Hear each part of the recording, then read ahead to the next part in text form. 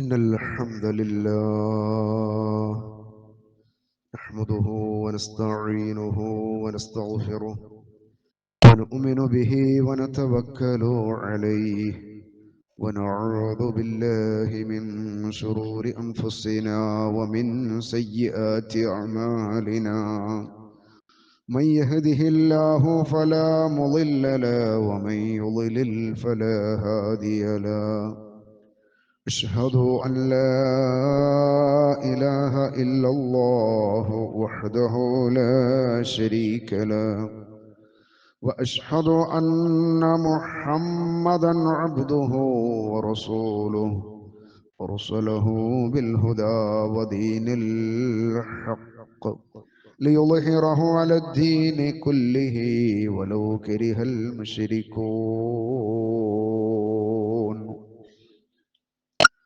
اللهم صل على محمد وعلى آل محمد كما صليت على إبراهيم وعلى آل إبراهيم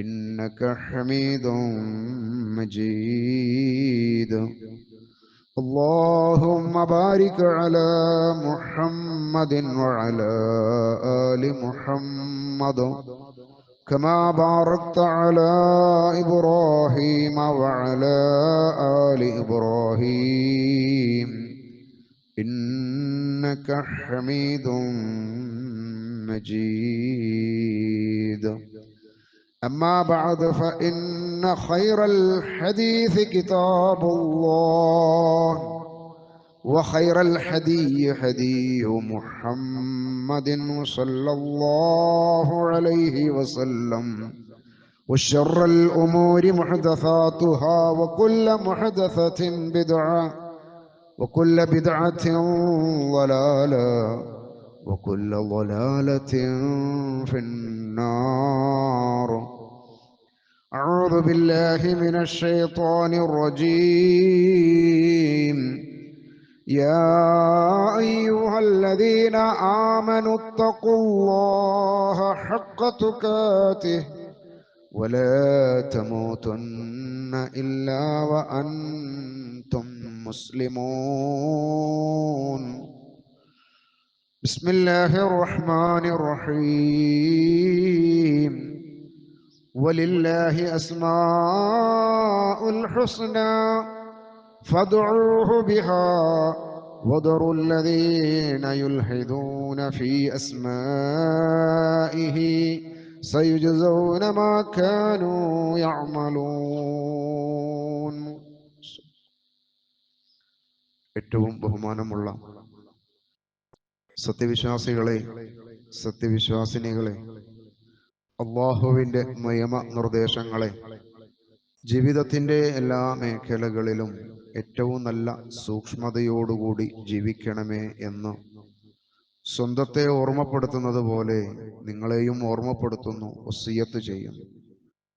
ഈ ലോകത്ത് നമ്മൾ ജീവിച്ചുകൊണ്ടിരിക്കുമ്പം അല്ലാഹുവിനെ പരിപൂർണമായി തൃപ്തിപ്പെട്ടുകൊണ്ട് ജീവിക്കുവാനും ഈ ലോകത്തു നിന്ന് വിട പറയുന്ന അവസാന സമയം അല്ലാഹു നമ്മെ തൃപ്തിപ്പെട്ടുകൊണ്ട് വിട പറയുവാനുമുള്ള മഹാ തൗഫീഖിനായി സദാ പ്രാർത്ഥിക്കുക. അല്ലാഹു സുബ്ഹാനഹു തആല അവന്റെ ഇഷ്ടജനങ്ങളിൽ നമ്മയും സ്വീകരിക്കുമാറാവട്ടെ.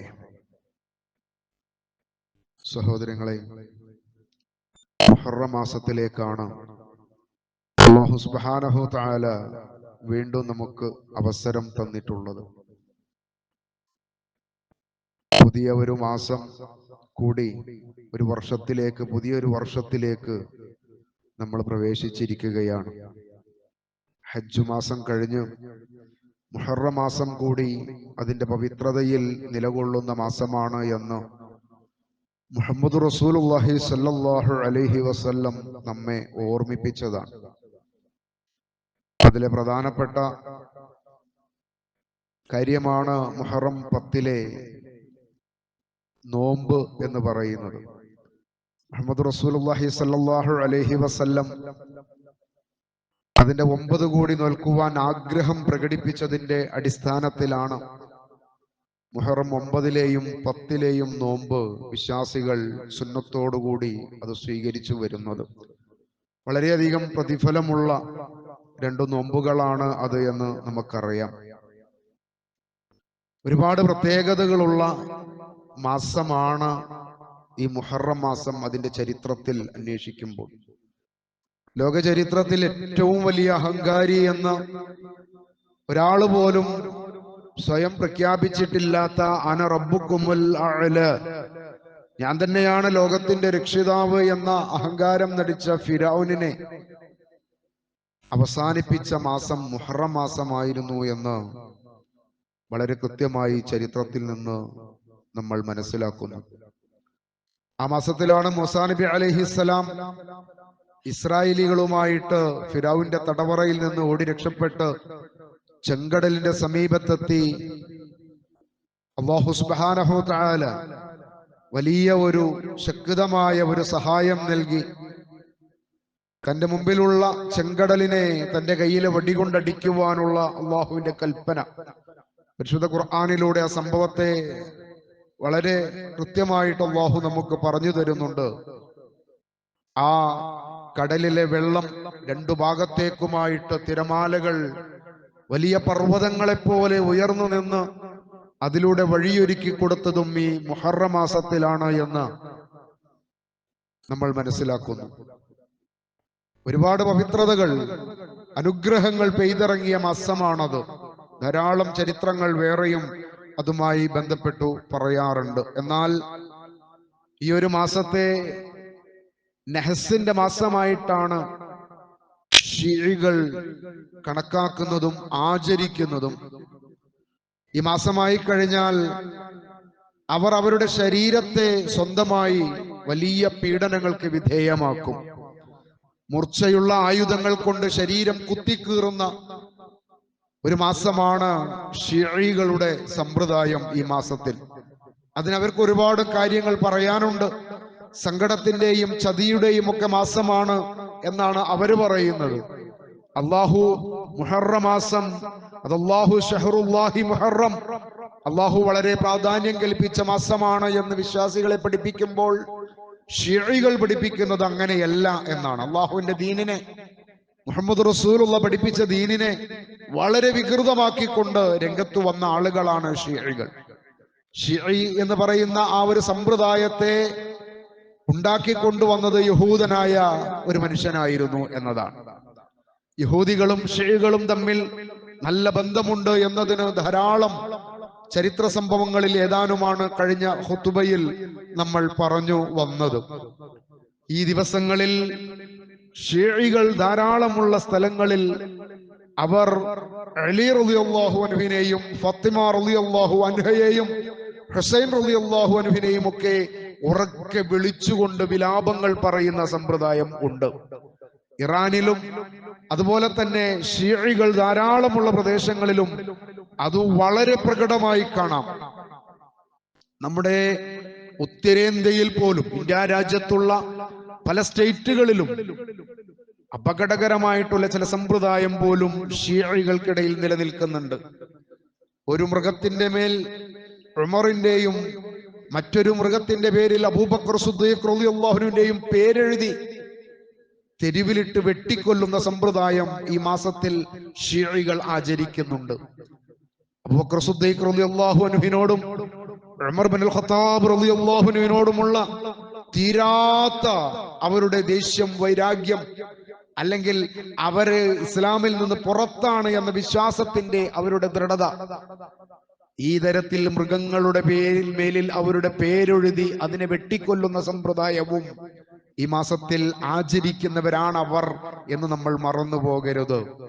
കഴിഞ്ഞ ഖുതുബയിൽ സൂചിപ്പിച്ചതുപോലെ സാഹചര്യങ്ങളിൽ ഇസ്രായേൽ എന്ന് പറയുന്ന ആ കൊടും ക്രൂരത കാണിക്കുന്ന രാജ്യത്തെ ശക്തമായി ഒന്ന് നേരിട്ടു എന്നതിന്റെ പേരിൽ ഇറാനിനോടുള്ള ഒരു അനുകമ്പ മുസ്ലിങ്ങളുടെ മനസ്സിൽ പോലും കടന്നു കയറിയിട്ടുണ്ട് എന്ന് പല സന്ദർഭങ്ങളിലും നമ്മളത് പരസ്യമായി കാണുന്നുണ്ട്. അതിന്റെ അപകടം, അതിനെക്കുറിച്ചായിരുന്നു കഴിഞ്ഞ ഖുതുബയിൽ ഏതാനും ചില കാര്യങ്ങൾ പറഞ്ഞത്. എന്നാൽ ഇവർ യഥാർത്ഥത്തിൽ യഹൂദികളും ഷിഈകളും തമ്മിൽ പ്രത്യേകമായിട്ട് മാറ്റി നിർത്തേണ്ടതില്ല. രണ്ടും ഒരു നാണയത്തിന്റെ ഇരുവശങ്ങൾ എന്ന് പറയുന്നത് പോലെ ഇസ്ലാമിന്റെ ശത്രുപക്ഷത്ത് രണ്ടുപേരും ഒരേപോലെയാണ് നിലനിൽക്കുന്നത് എന്ന് നമ്മൾ മറന്നുകൂടാ.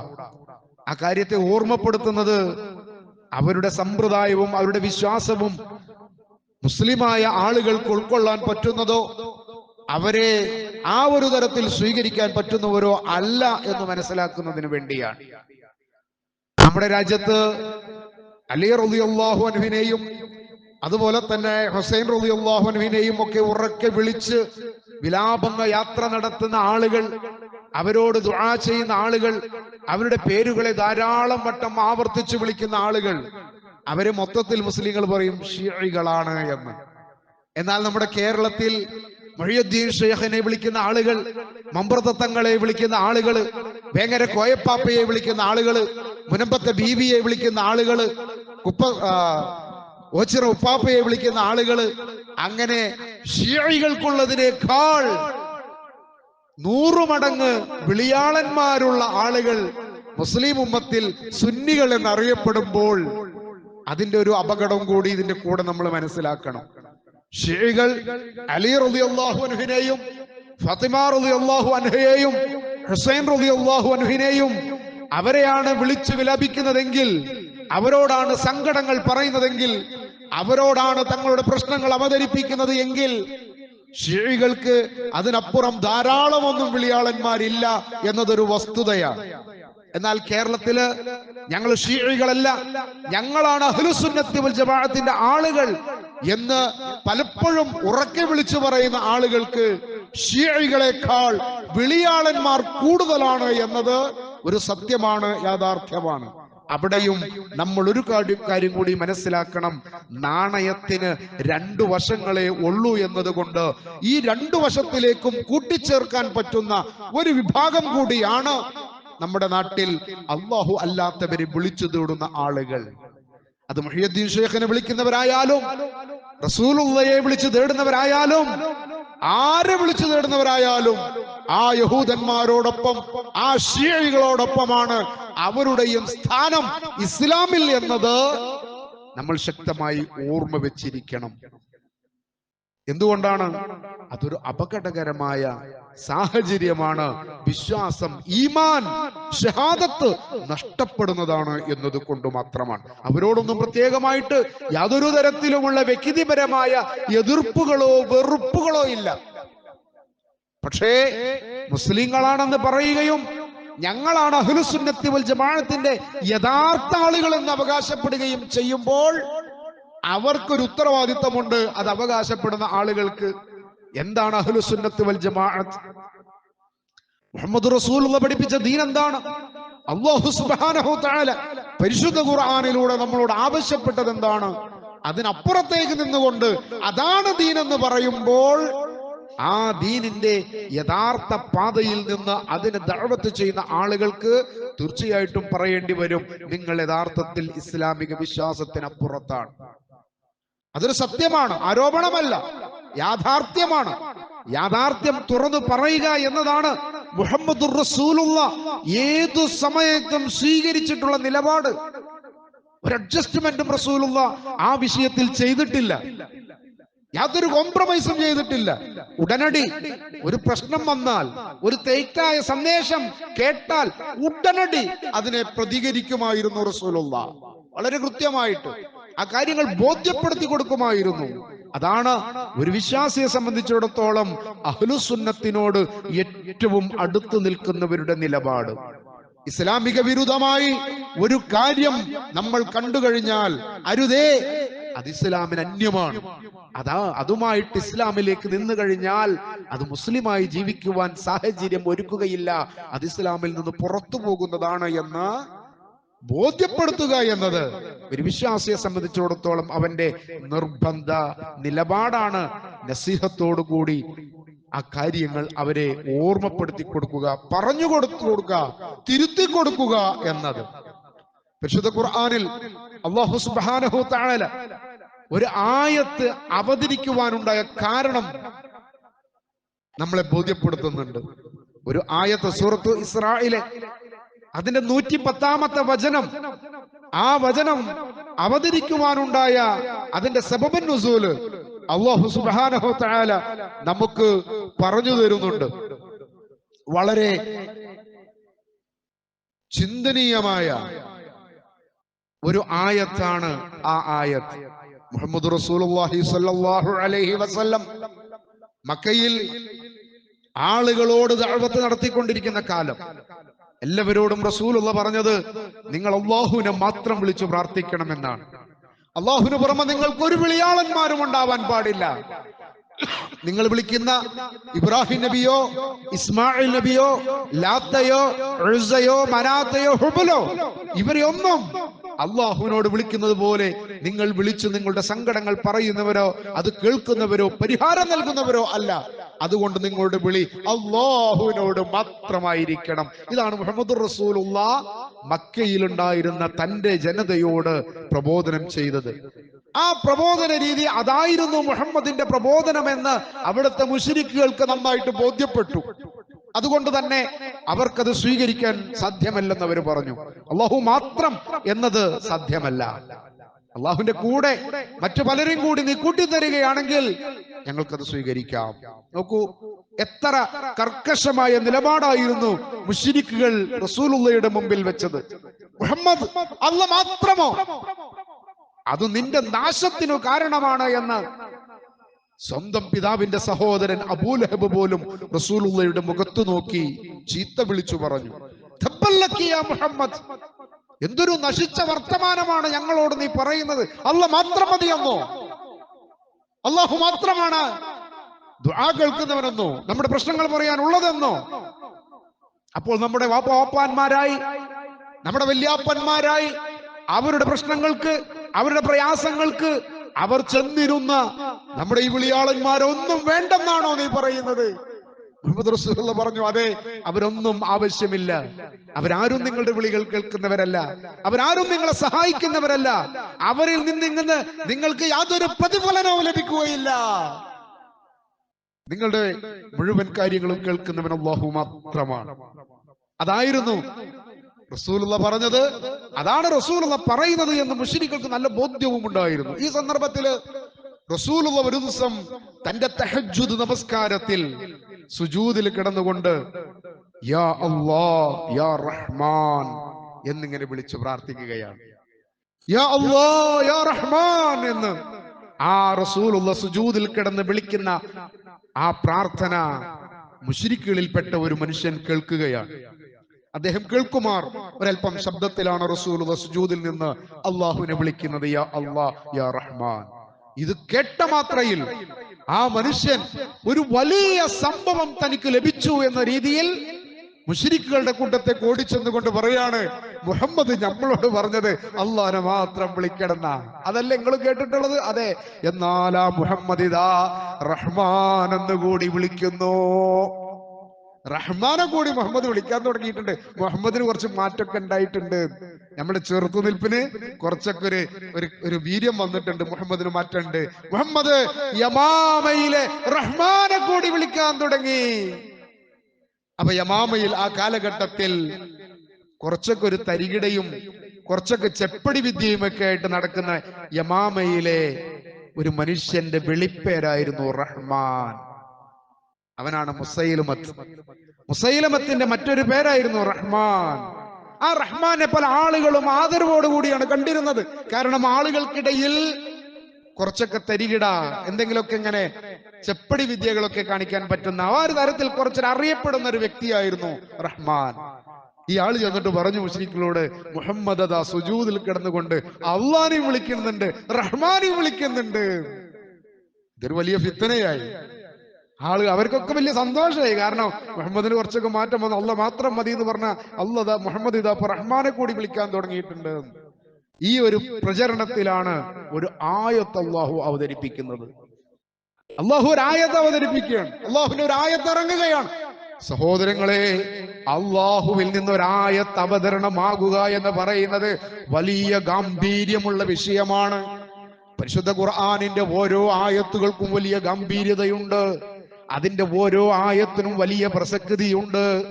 ആ പ്രസക്തിയുള്ള അള്ളാഹുവിൽ നിന്ന് ഒരു ആയത്ത് അവതീർണമാകാനുണ്ടായ കാരണം മുഹമ്മദുർ റസൂലുള്ളാഹി സ്വല്ലല്ലാഹു അലൈഹി വസല്ലം അള്ളാഹുവിനെ വിളിക്കുകയാണ്, യാ അല്ലാഹ് യാ റഹ്മാൻ. ഇത് കേട്ടപ്പോ മുശ്രിക്കുകൾക്ക് തോന്നി റഹ്മാൻ എന്ന് വിളിക്കുന്നത് യമാമയിലുള്ള മുസൈലമത്തിനെയാണ്. അവിടെയാണ് ഈ ആയത്ത് അവതരിക്കുന്നത്. അങ്ങനെ മുസൈലമത്തിനെ വിളിച്ചതല്ല മുഹമ്മദ് റസൂലുള്ളാഹ്. അള്ളാഹുവിന് അസ്മാഉൽ ഹുസ്ന, ഉത്കൃഷ്ടമായ നാമങ്ങൾ അള്ളാഹുവിനുണ്ട്. അള്ളാഹുവിന് ഒരുപാട് നാമങ്ങളുണ്ട്. അതുകൊണ്ട് നിങ്ങൾക്ക് വിളിക്കാം ഖുലിദുല്ലാഹ അവിദുർ റഹ്മാൻ. നിങ്ങൾ അല്ലാഹ് എന്ന് നിങ്ങൾക്ക് വിളിക്കാം, നിങ്ങൾക്ക് യാ റഹ്മാൻ എന്ന് വിളിക്കാം, യാ റഹീം എന്ന് വിളിക്കാം, യാ ഗഫൂർ എന്ന് വിളിക്കാം, യാ ലത്തീഫ്, യാ റസാഖ്. അള്ളാഹുവിന്റെ നാമങ്ങളെ കൊണ്ടൊക്കെയും അള്ളാഹുവിനെ വിളിക്കാം. അപ്പോഴും പഠിപ്പിക്കുന്നത് എന്താ? അള്ളാഹുവിന്റെ പ്രവാചകന്മാരെ, കഴിഞ്ഞുപോയ പ്രവാചകന്മാരെ നിങ്ങൾ വിളിച്ചോളിന്ന അല്ല. മുഹമ്മദ് വിളിക്കുന്നത് യമാമയിലെ ആ മനുഷ്യനെയല്ല, വേറെ ഏതെങ്കിലും പ്രവാചക, അള്ളാഹുവിന്റെ വേറെ ഏതെങ്കിലും ആള് അല്ല, അള്ളാഹുവിന്റെ നാമങ്ങളെ മാത്രം. അതിനപ്പുറം ഒരു മഖ്ലൂക്കിനെയും കൂട്ടി വിളിക്കാൻ പാടില്ലെന്ന് അതിശക്തമായി ഈ ആയത്ത് കൊണ്ട് ഉറപ്പിക്കുകയാണ്. ഈ ആയത്ത് മുസ്ലിങ്ങളെ സംബന്ധിച്ചിടത്തോളം, വിശ്വാസികളെ സംബന്ധിച്ചിടത്തോളം ഈ ആയത്ത് പരിശുദ്ധ ഖുർആനിൽ നിന്ന് നമ്മളെ പഠിപ്പിക്കുന്നത് അള്ളാഹുവിന്റെ നാമങ്ങളെ കൊണ്ടല്ലാതെ ഒരു പ്രാർത്ഥനയും ഒരു വിശ്വാസിയുടെ നാവിൽ നിന്ന് പുറത്തു വരാൻ പാടില്ല. യാ ശൈഖ് മുഹ്യിദ്ദീൻ അബ്ദുൽ ഖാദിർ ജീലാനി എന്ന 1000 വട്ടം ഒരു സദസ്സിൽ ഇരുന്ന് വിളിക്കുന്ന മുസ്ലിം സഹോദരങ്ങൾ നമ്മുടെയൊക്കെ ചുറ്റുപാടുകളിലുണ്ട്. സത്യമല്ലേ? യാഥാർത്ഥ്യമല്ലേ? നമ്മൾ കേൾക്കുന്നതല്ലേ? പള്ളികളുടെ മിനാരങ്ങളിൽ നിന്ന് പോലും, പള്ളിയുടെ അകത്തളങ്ങളിൽ നിന്ന്, മിഹ്റാബിൽ വട്ടമിട്ടിരുന്ന് അല്ലാഹുവിന് സുജൂദ് ചെയ്യുന്ന വഅന്നൽ മസാജിദ ലില്ലാഹ് ഫലാ തദ്ഉ മഅല്ലാഹി അഹദാ. പള്ളി അല്ലാഹുവിന്റെ ഭവനമാണ്, പ്രാർത്ഥന അല്ലാഹുവിനോട് മാത്രമാണ്.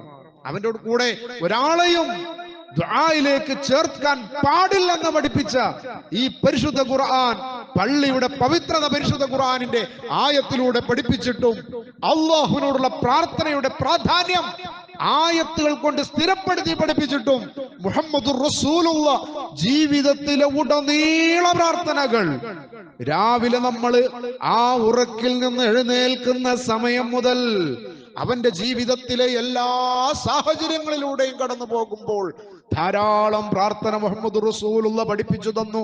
അവസാനം അവന്റെ കിടക്കപ്പായിലേക്ക് തിരിച്ചു വന്ന് അവന്റെ ശരീരത്തെ ഉറക്കത്തിലേക്ക് പ്രവേശിക്കുന്നതിന്റെ തൊട്ടു മുമ്പ് അവൻ പറയണം ബിസ്മിക്കല്ലാഹുമ്മ അമൂതു വ അഹ്യാ. നോക്കൂ നിങ്ങൾ, അത്ര പ്രാർത്ഥനകൾ പഠിപ്പിച്ചു.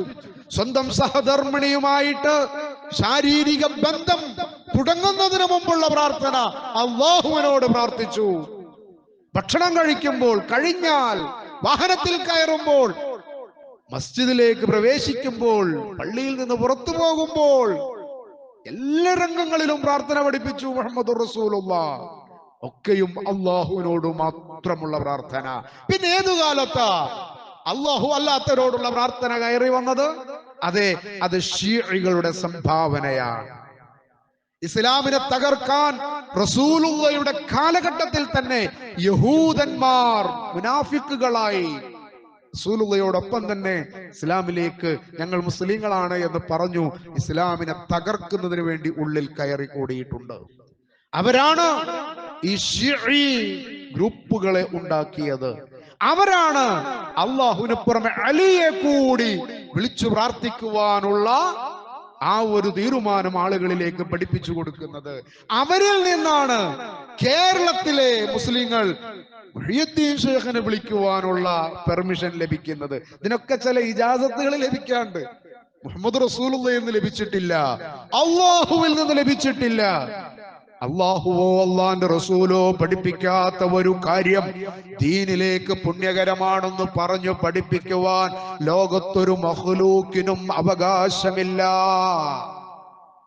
അള്ളാന്റെ റസൂല് പഠിപ്പിക്കാത്ത ഒന്നിനെ എത്ര വലിയ ഷെയ്ഖും ഖാളിയും ഇമാമും ആരായാലും സാധ്യമല്ല, പാടില്ല, അംഗീകരിക്കുകയില്ല, തള്ളിക്കളയും ആ ചിന്തയെ, ആ പ്രസ്താവനയെ, ആ വാദത്തെ. കാരണം വളരെ കൃത്യമായിട്ട് അള്ളാഹു പറഞ്ഞു, അള്ളാഹുവിന്റെ അസ്മാകൾ കൊണ്ട് റബ്ബിനോട് ചോദിക്കാം. റഹ്മാനും റഹീമുമായ അല്ലാഹ്, റസാഖായ അല്ലാഹ്. അള്ളാഹുവിന്റെ നാമങ്ങൾ നമുക്ക് ധാരാളം അറിയാം. ഹുവല്ലാഹു അല്ലദീ ലാ ഇലാഹ ഇല്ലാ ഹുവ അൽ മലിക്കുൽ ഖുദ്ദൂസുസ് സലാമുൽ മുഅ്മിനുൽ മുഹൈമിനുൽ, അങ്ങനെ അൽ അസീസുൽ ജബ്ബാറുൽ മുതകബ്ബിർ. ധാരാളം അള്ളാഹുവിന്റെ നാമങ്ങൾ പരിശുദ്ധ ഖുർആനിന്റെ ആയത്തുകളിലൂടെ തന്നെ നമുക്ക് പഠിപ്പിച്ചു തന്നിട്ടുണ്ട്. ആ നാമങ്ങളൊക്കെയും മുന്നിൽ വെച്ച് അള്ളാഹുവിനോട് ചോദിക്കാം. എന്നാൽ അതിനപ്പുറം ഒരു മഖ്ലൂക്കിനെയും വിളിച്ചു തേടാൻ ഇസ്ലാമിൽ ഒരു നിലക്കും പാടുള്ളതല്ല. സഹോദരങ്ങളെ, ഏറ്റവും അപകടകരമായത് നമ്മുടെ രാജ്യത്ത് നമ്മളോടൊപ്പം ജീവിക്കുന്ന വലിയ ഒരു സംഘം മുസ്ലിങ്ങളായ സഹോദരങ്ങൾ, സഹോദരിമാർ, നമ്മുടെ സ്വന്തം ആളുകൾ, കുടുംബക്കാർ, അയൽവാസികൾ ഈ ഒരു യാഥാർത്ഥ്യത്തെ മറികടന്നാണ് അവരുടെ ജീവിതത്തെ മുന്നോട്ട് നയിച്ചുകൊണ്ടിരിക്കുന്നത്. അപകടമാണ്. അള്ളാഹു അല്ലാത്ത ഒരു മഖ്ലൂക്കിനോടും പ്രാർത്ഥിക്കരുത് എന്ന് വളരെ കൃത്യമായി കൊണ്ട് അള്ളാഹു സുബ്ഹാനഹു തആല പറയാ. നിങ്ങൾ അള്ളാഹുവിനെ വിളിക്കുകയാണെങ്കിൽ അള്ളാഹു എന്ന് വിളിച്ചോളൂ, അല്ലെങ്കിൽ പരമകാരുണ്യകൻ എന്ന് നിങ്ങൾ വിളിച്ചോളൂ, റഹ്മാൻ എന്ന് വിളിച്ചോളൂ. ഈ റഹ്മാനെ ഒരിക്കലും ഖുറൈശികൾക്ക്, മുശ്രിക്കുകൾക്ക് അംഗീകരിക്കാൻ സാധിച്ചിരുന്നില്ല. ഇൻഷാ അള്ളാഹ് മറ്റൊരു സന്ദർഭത്തിൽ അതുമായി പറയാം. അവർ തീരെ അംഗീകരിക്കാത്ത അള്ളാഹുവിന്റെ ഒരു നാമമായിരുന്നു റഹ്മാൻ എന്നത്, പരമകാരുണ്യകൻ. അങ്ങനെയായാൽ ആ കാര്യമൊക്കെ അള്ളാഹിനോട് പറഞ്ഞാൽ പോരെ? അള്ളാഹിന്റെ അടുത്ത് നമുക്കൊന്നും പറയാം. അള്ളാഹു എപ്പോഴും ഒരു ക്ഷോഭിയായി, നമ്മൾ പറയുന്നതൊന്നും കേൾക്കാൻ താല്പര്യമില്ലാത്തവനായി, ആരെങ്കിലും ഒരാളെ ഇടയാളിനായി നിർത്തി അയാളെ കൊണ്ട് പറയിപ്പിക്കാൻ പറ്റുന്ന ഒരു വലിയ അങ്ങനത്തെ വിശ്വാസമായിരുന്നു അവർക്കുണ്ടായിരുന്നത്. അവിടെയാണ് റഹ്മാനെ കുറിച്ച് മുഹമ്മദ് റസൂലുള്ളാഹ് വളരെ കൃത്യമായിട്ട് പഠിപ്പിച്ചു തരുന്നത് പരിശുദ്ധ ഖുർആനിലൂടെ. അവൻ റഹ്മാനാണ്, റഹീമാണ്. ബിസ്മില്ലാഹിർ റഹ്മാനിർ റഹീം. എന്ത് രസമാണ്, എത്ര കൃത്യമാണ്! ഇത്ര കൃത്യമായി പരിശുദ്ധ ഖുർആൻ ഈ കാര്യം പഠിപ്പിച്ചിട്ടും നമ്മുടെ സഹോദരങ്ങൾ അള്ളാഹു അല്ലാത്തവരെ വിളിച്ച് പ്രാർത്ഥിക്കും. ആരാണ് ഈ മുസൈലമത്ത്? ഈ മുസൈലമത്തിനെയാണ് അബൂബക്കർ സിദ്ദീഖ് റളിയല്ലാഹു അൻഹു ഖിലാഫത്ത് ഏറ്റെടുത്തതിനു ശേഷം 3 വിഭാഗം ആളുകളോടാണ് യുദ്ധം ചെയ്യേണ്ടി വന്നത്. ഒന്ന് മുസൈലമത്തിനോടാണ്, മറ്റൊന്ന് മുഹമ്മദ് റസൂലുള്ളാഹ് മരിച്ചല്ലോ, വഫാത്തായല്ലോ, ഇനി സക്കാത്തൊന്നും ഞങ്ങൾ തരൂലട്ടോ എന്ന് പറഞ്ഞിട്ട് കുറച്ച് ആൾക്കാർ പോയി. അബൂബക്കർ സിദ്ദീഖ് റളിയല്ലാഹു അൻഹു, റസൂലുള്ളാഹ് വഫാത്തായെങ്കിൽ ആ ദീൻ ഇവിടെ നിലനിൽക്കുന്നുണ്ട്, നിങ്ങള് ഒട്ടകത്തെ സക്കാത്തായി കൊടുക്കുന്ന ആളുകൾ ആ ഒട്ടകത്തിന്റെ കയറും ഞങ്ങൾ തരൂല എന്ന് പറയാൻ പറ്റൂല, ആ കയറും കൂടി കൂട്ടിയിട്ടുണ്ട് തരണം എന്ന് പറഞ്ഞു. ചില ആളുകള് മുഹമ്മദ് റസൂൽ വഫാത്തായല്ലോ, ഇനിയിപ്പോ ഇതിലൊന്നും വലിയ കാര്യമില്ല എന്നിട്ട് മുർത്തദായി പോയി. കുറെ ആളുകൾ മുർത്തദായി പോയ ആളുകൾ ഫിത്ന ഉണ്ടാക്കാൻ തുടങ്ങി. ഈ 3 വിഭാഗത്തോട് അബൂബക്കർ സിദ്ദീഖ് റളിയല്ലാഹുവിന്റെ ആ ചെറിയ ഒരു കാലഘട്ടത്തിൽ ശക്തമായ പോരാട്ടം നടത്തേണ്ടി വന്നത്. ആരാണ് മുസൈലമത്ത്? ഈ മുസൈലമത്ത് യമാമയിലെ ഈ റഹ്മാൻ എന്ന പേരിൽ അറിയപ്പെടുന്ന ഈ മനുഷ്യനും ഒരു സംഘവും കൂടി റസൂലുള്ളാഹിന്റെ അടുത്ത് വരുന്നുണ്ട്. റസൂൽ ജീവിച്ചിരിക്കുമ്പോ ഹിജ്റ 9. എന്നിട്ട് ആ വന്ന ആളുകള് റസൂലുള്ളാഹിനോട് പറഞ്ഞു, ഞങ്ങൾ വിശ്വാസികളാണ്. മുസൈലമത്ത് പറഞ്ഞു, ഞാൻ വിശ്വാസി ആവാം, പക്ഷെ ഒരു കണ്ടീഷൻ ഉണ്ട്. ഒരു കണ്ടീഷൻ ഉണ്ട്. എന്താ കണ്ടീഷൻ? മുഹമ്മദ് വഫാത്തായി കഴിഞ്ഞാൽ പിന്നെ എല്ലാ അധികാരവും എനിക്ക് തരണം, പിന്നെ എല്ലാം ഞാനായിരിക്കണം, എന്നാ ഞാൻ മുസ്ലിം ആവാൻ തന്നെ. കാരണം മൂപ്പര് നാട്ടിൽ തർക്കടില്ലാത്തൊരു മനുഷ്യനാ.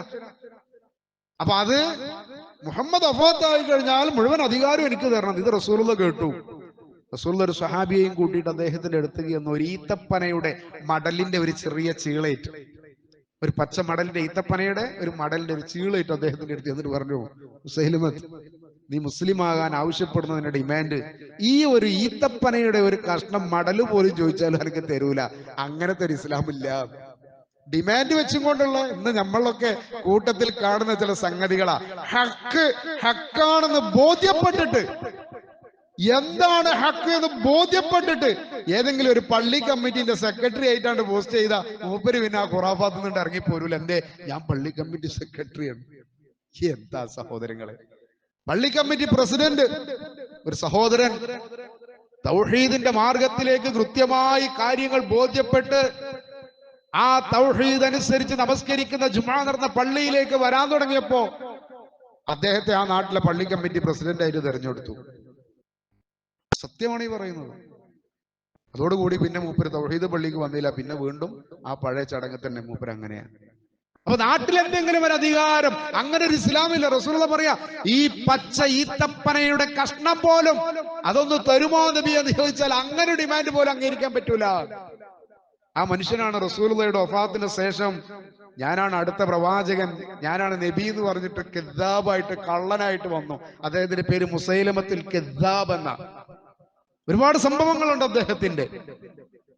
സഹോദരങ്ങളെ, പറയുന്നത് ഈ തരത്തിലുള്ള കാര്യങ്ങൾ വ്യക്തമായി മനസ്സിലാക്കാതെ, ഇസ്ലാം എന്താണ്, മുഹമ്മദ് റസൂലുള്ളാഹി പഠിപ്പിച്ച ദീൻ എന്താണെന്ന് വ്യക്തമായി പഠിക്കാതെ, മനസ്സിലാക്കാതെ, നാട്ടുകാരിൽ നിന്ന് ആചാരമായി പഠിച്ചെടുത്തൊരു ഇസ്ലാം, അതിലാണ് മൗലൂദുകളും റാത്തീബുകളും അള്ളാഹു അല്ലാത്തവരെ വിളിച്ചു തേടുന്ന പാട്ടുകളും തട്ടങ്ങളും ഉള്ളത്.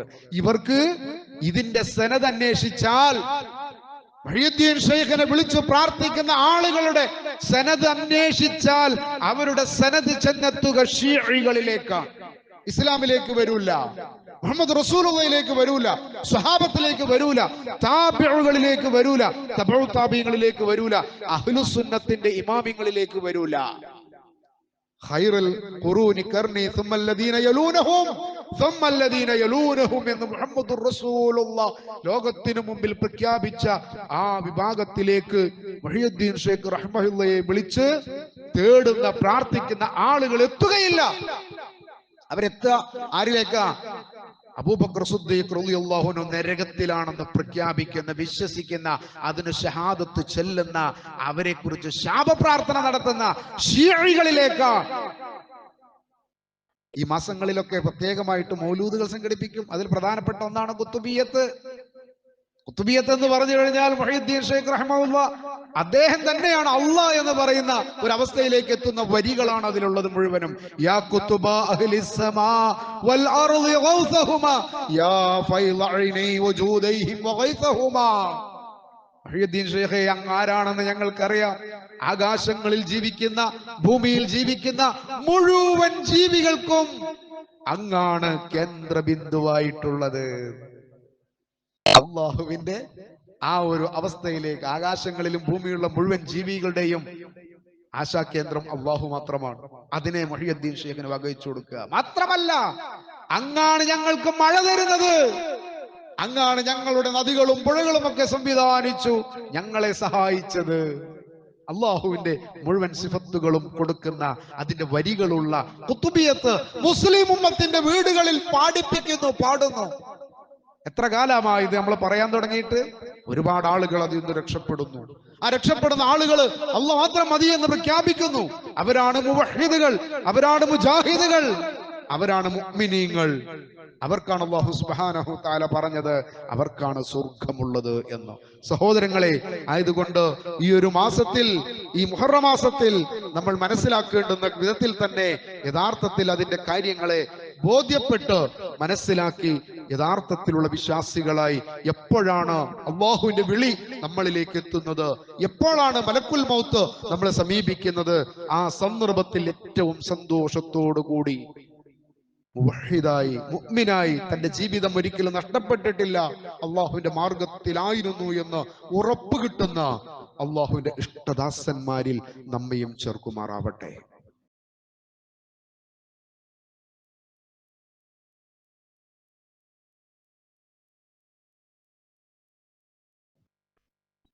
അൽഹംദുലില്ലാഹ് الذي هدانا لهذا وما كنا لنهتدي لولا أن هدانا الله.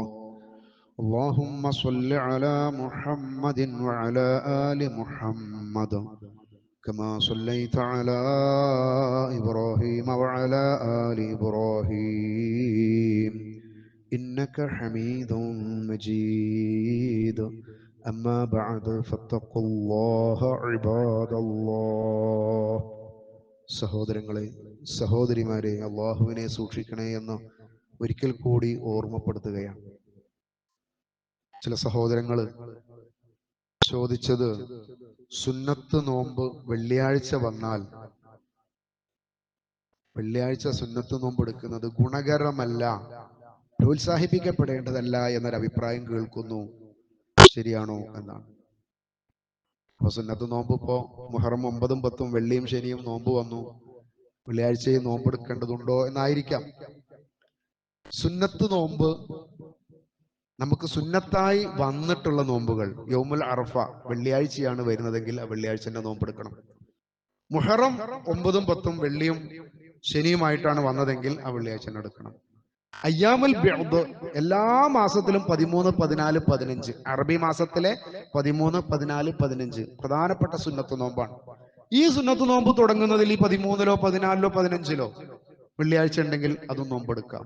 അല്ലാത്ത പക്ഷം ഇതൊന്നുമല്ല, യൗമുൽ അറഫയല്ല, മുഹറമല്ല, അയ്യാമുൽ ബിഅദ് അല്ല, അല്ലാത്ത പക്ഷം സാധാരണഗതിയിൽ നോമ്പെടുക്കുന്ന ആളുകൾ, വ്യാഴവും തിങ്കളൊക്കെ നോമ്പെടുക്കുന്ന ആളുകൾ ഒരാൾ വെള്ളിയാഴ്ച നോമ്പെടുക്കുകയാണെങ്കിൽ പ്രോത്സാഹിപ്പിക്കപ്പെടേണ്ടതില്ല എന്നതാണ്. അത്രേ അതിലുള്ളൂ.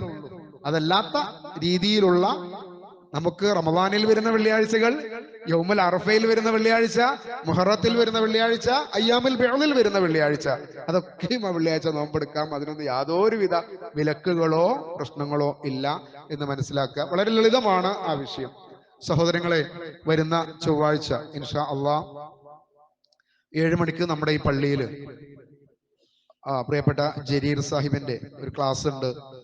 നമുക്കറിയാം, അദ്ദേഹം സൗദി ഇന്ത്യൻ ഇസ്ലാഹി സെന്ററിന്റെ നാഷണൽ കമ്മിറ്റി അതിന്റെ ജനറൽ സെക്രട്ടറിയാണ്.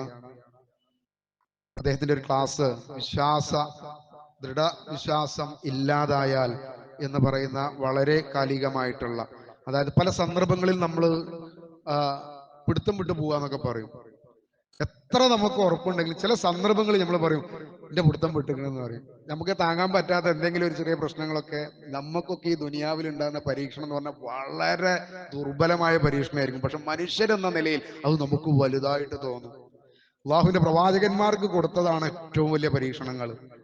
അതിന് താഴെയുള്ള പരീക്ഷണങ്ങൾ നമ്മുടെ ജീവിതത്തിൽ ഉണ്ടാവുകയുള്ളൂ. നമ്മുടെ കൺമുമ്പിൽ വെച്ച് എന്തെങ്കിലുമൊക്കെ ചില സംഭവങ്ങൾ സംഭവിച്ചാൽ നമ്മൾ പറയും എന്റെ മുഴുവൻ കൺട്രോളും പോയി. അങ്ങനെ പോവാൻ പാടില്ല. ഒരു വിശ്വാസിയെ സംബന്ധിച്ചിടത്തോളം ദൃഢത വേണം, വിശ്വാസത്തിൽ ദൃഢത വേണം. ഖാലൂ അല്ലദീന ഇദാ അസ്വാബത്തുഹും മുസീബ, ഒരു മുസീബത്ത്, ഒരു അപകടം നമുക്ക് നമ്മുടെ കൺമുമ്പിൽ കണ്ടാൽ കേട്ടാൽ ഉടനെ നമുക്ക് പറയാനുള്ളത് ഖാലൂ ഇന്നാ ലില്ലാഹി വ ഇന്നാ ഇലൈഹി റാജിഊൻ. അതാണ് നമ്മുടെ ദൃഢത. അതുകൊണ്ട് ആ വിഷയവുമായിട്ട് ഏതാനും ചില കാര്യങ്ങൾ വളരെ പ്രസക്തമായ ഭാഗങ്ങളാണ്. അതുകൊണ്ട് നിങ്ങൾ കുടുംബസമേതം, നമുക്കറിയുന്ന ഒരു സുഹൃത്തിനെയെങ്കിലും നമ്മൾ കൂട്ടിക്കൊണ്ടുവന്നാൽ ഒരു പക്ഷേ ആ സുഹൃത്തിലൂടെ ലഭിക്കുന്ന ഒരുപാട് പുണ്യങ്ങൾ നമുക്ക് ലഭിക്കും.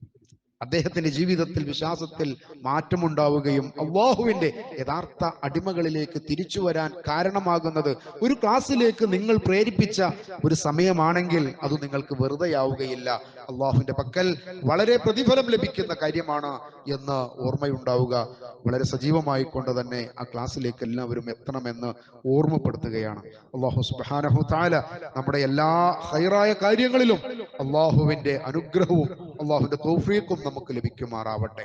സഹോദരങ്ങളെ, നമ്മുടെ കുടുംബങ്ങളിൽ സഹോദരങ്ങൾക്കിടയിൽ രോഗികളായി കഴിയുന്ന ഒരുപാട് ആളുകളുണ്ട്. എൻ്റെ പിതാവിന്റെ വളരെ അടുത്ത ഒരു കൂട്ടുകാരൻ പരപ്പനങ്ങാടിയിൽ അലിക്കുട്ടി സാഹിബ് എന്ന് പറയും. പരപ്പനങ്ങാടിയിൽ എല്ലാവരും അറിയപ്പെടുന്ന ഒരു വ്യക്തിയാണ്.